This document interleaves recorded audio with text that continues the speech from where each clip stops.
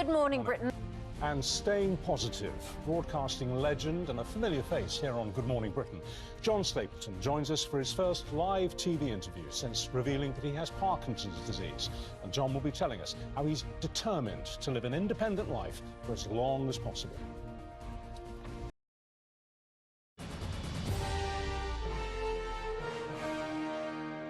It's just gone 1:15. Many of us older presenters, viewers, whatever, can remember John Stapleton from his early days in Nationwide.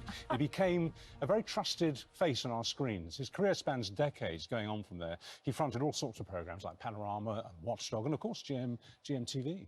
And GMB, Good Morning Britain. We worked together. We did indeed. When we started out. And it was fun, wasn't it? So much fun. It's so great to see you, John Stapleton. Welcome back to the Good Morning Britain sofa. It's so lovely to be here, seeing all of my old mates. 17 years, not in this building, but on this show and its various guises over the years. Honestly, you're a legend of breakfast television. Nonsense. And you may know, but if you don't, earlier this week, John revealed he's been diagnosed with Parkinson's disease. It's a condition in which parts of the brain become progressively more damaged. It causes stiffness, involuntary shaking in some cases. I'm going to talk to John in just a moment, but let's have a look back at his incredible career. On a personal note, you've had a rough ride last few months, and you conceded that You've noticed that. One of Britain's best-loved broadcasters, known for interviewing prime ministers, reporting from war zones, I'm sorry, Nick, we're having to go now because we're all being told to evacuate this area. And on some of the world's biggest news stories.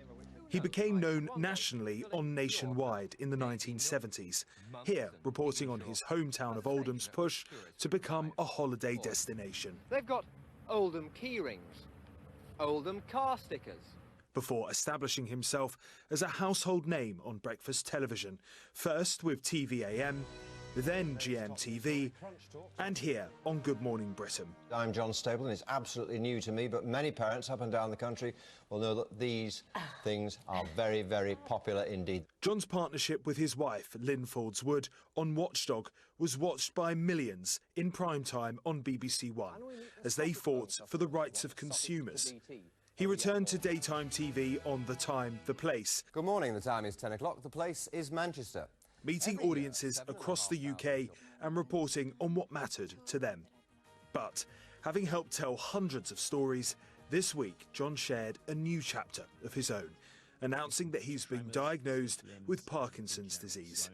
It's a condition his family is all too familiar with, as his mother June also lived with the disease until her death in 2007. Supported by his son Nick, John says he's determined to remain positive. And John joins us now. Well, it's wonderful to see you. Thank you very much. How are you doing right now? I'm doing fine. I'm coping, I think, you know. Learning to live with it. I think I'm fairly pragmatic about it. There's no point in being miserable. Dear Lynn used to say to me, no point in being miserable or trying to change something that won't ever change. It won't ever change. I mean, Parkinson's is here with me now for the rest of my life. Best I can do is try and control it and take the advice of all the experts I'm talking to. When did you suspect that you might have it? About 2 or 3 years ago, I started with a tremor. I went to see a specialist and he said he didn't think it was Parkinson's. It was a thing they call a benign essential tremor. I said, how do you get that? He said, we haven't a clue, but if it gets worse, come back. So I went back and, of course, he did then confirm. That was about 2 or 3 months ago. I went back and he confirmed it was indeed Parkinson's. And I also had other symptoms as well, difficulty swallowing, handwriting going. You find yourself writing in tiny letters that no one else could decipher. Feeling fatigued a lot of the time when I wouldn't do otherwise, you know. And of course the voice. The voice has lost a lot of its resonance, so I have to speak loudly. I've got a speech therapist who's helping me a great deal, teaching me to speak more loudly. See, he's shredding now. Rich is shredding to hear what I'm saying. No, I can hear you perfectly well. It's okay in situations like this normally, but sometimes if you go somewhere where there's ambient noise, like a pub or a restaurant, which I am occasionally prone to, as you know, Susanna. Or a football match, or a football match. You struggle sometimes. People are constantly saying to you, sorry, what did you say? It's very frustrating. And sometimes they say, you repeat yourself and they say, oh, yes. You know, they haven't actually understood what you've said. They're just trying to be polite. But, you know, you learn to live with it. Is it the first thing you think about when you wake up, and is it the last thing you think about when you go to sleep?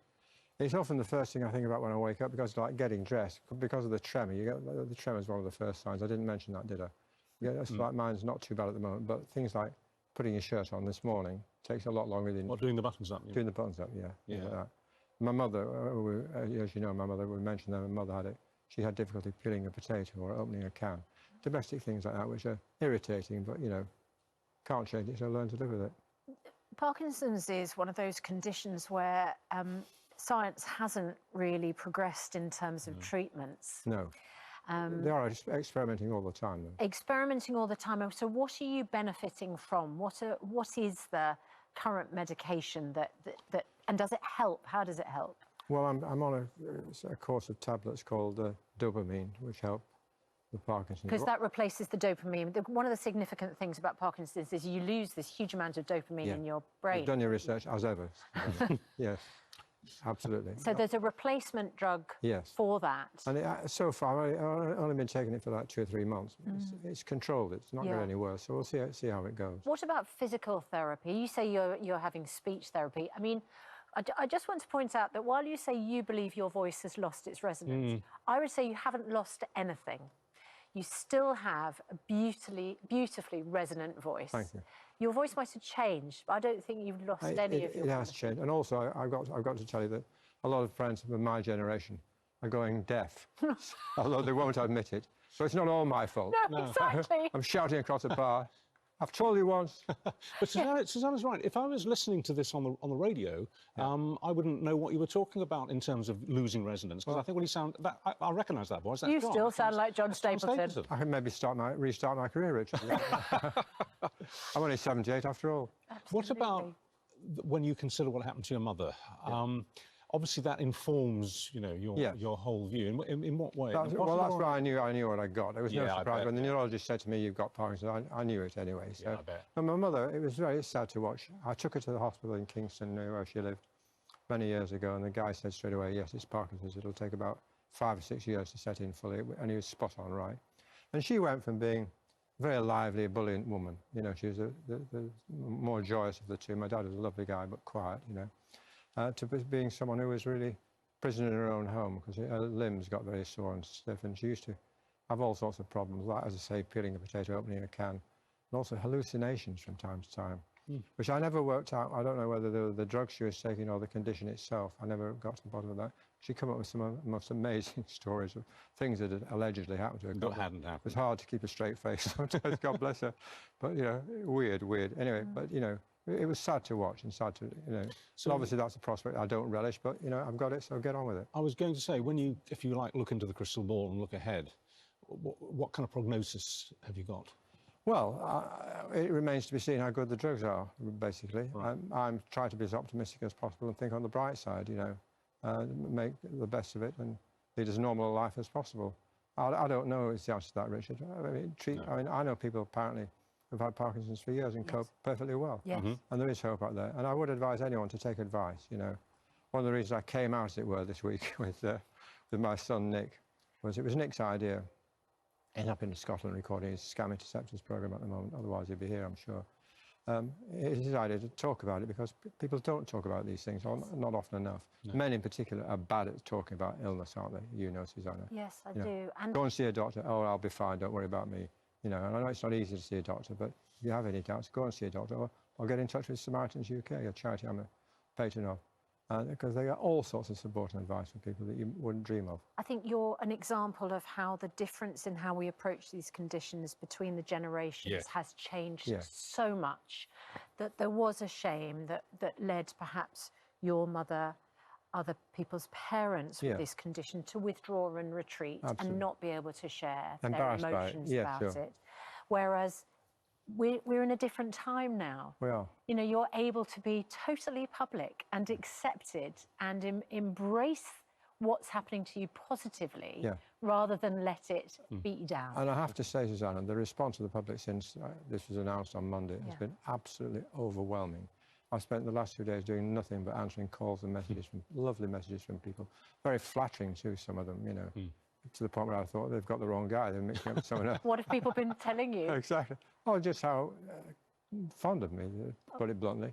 I wish I never knew there was such a well of goodwill out there. No, you must have known. Well, I sort of did, but yeah, I'm trying to be modest. OK. Well, Doesn't come easy, can I just add to your slight embarrassment then? I used to watch you...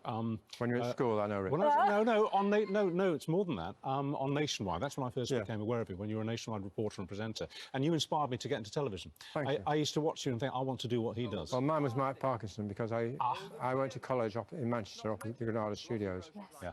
St John's College opposite Granada TV, and I used to see Mike Parkinson going in there every day, doing a programme called Scene at 6:30 in the Northwest. Right. So that's what I want to do. And he became a distant but a very good mate, actually, Mike. He's a bit of a mentor of So mine. he knew that he'd inspired you. He knew he'd inspired me, and That's he cool. didn't like being reminded that I used to watch him when I was doing my A-levels. But I hope you don't mind me reminding you of my favourite moment of us working together. go on then. And that was when my dress split, Oh. live on air. Have you got some VT? And you...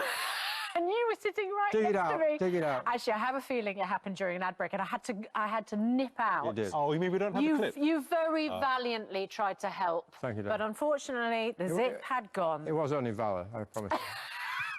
John, it is wonderful talking to you. Yeah. Pleasure. It is brilliant. And what you are doing in being public about it will help so many Well, I hope so. Well, I know the response has been very positive. And I wish we could find hopefully the we'll cure. encourage more people to think about it, Yeah. talk about it, and think about their future, because that's what I did with Nick. We're talking about what the future holds. You know, will I have to have a stair lift? Will I have to get Yes. some kind of care? Plan for it. You've got to address these things, you know. Totally. And stay positive. I mean, I know I don't need to say that to you, because No. you're so clearly positive. As long as I can still watch Man City, that's all I care about. Get your priorities right. John, it's really good to talk to you. Thank you Pleasure. so much for coming in. Good to be here. Look, if you've been affected by any of these issues that we're talking about here with John, then, as always, there's advice and support at itv.com/helplines. Thanks, John. Take care. Lots of love. Christine is in for Lorraine at 9. Morning. Good morning. Wonderful to see John there this morning. Please send him our love from all of us here at Lorraine. John, great to see you. Good morning. Coming up here, he has become a granddad again. We'll find out if Lionel Richie has some advice for our granny Lorraine when he joins us. And back on our screens, Hollywood's Julianne Moore tells me how you react when your movie receives a 17-minute standing ovation. And the first man whose life was saved thanks to our Change and Check breast campaign is joining us as well. So all of that is at 9 o'clock. We'll see you then. Christine, thank you. Still to come on Good Morning Britain, sorting out the sewage in our rivers and seas. The government's announcing a major new review into the water industry and could even scrap the regulator. But as the companies bid to raise prices again, campaigners say whatever happened to the promise to nationalise? We will ask the Environment Secretary Steve Reed next. But at 8:28, nearly 8:29, it's competition time. Clocks are ticking. Lines close at 4 o'clock this Friday, so not much time left. Andy is down at the Royal Exchange Shopping Centre with a few ideas on how you might spend that life-changing 100k that's up for grabs. Andy. Can I just say good morning to John as well? An absolute legend, John. Lovely to see you. And all my love goes to you as well. Right, yes, I am giving you ideas of how you could spend our awesome man. John Stapleton. Andrew, did you He's watch a him? legend. Isn't he? He's a wonderful man. He's been diagnosed with Parkinson's. I know. So open about Yeah, it. terrific, and he's a great role model. I used to work with him when he was doing the GMB. News Hour with Penny Smith years ago. He's terrific, and I wish him lots of love and support. And it's fantastic that he's speaking out. Yeah. And speaking out, actually, And his voice much is more still clearly than resonant. he thinks he is. I know. He thinks his voice he's is got a fading. but wonderful He was voice. loud and clear to us. Yeah. Thank you both very much, and thank you for sending in your messages of support as well for our wonderful John Stapleton. We're back tomorrow from 6. Now it's time to join Christine in for Lorraine.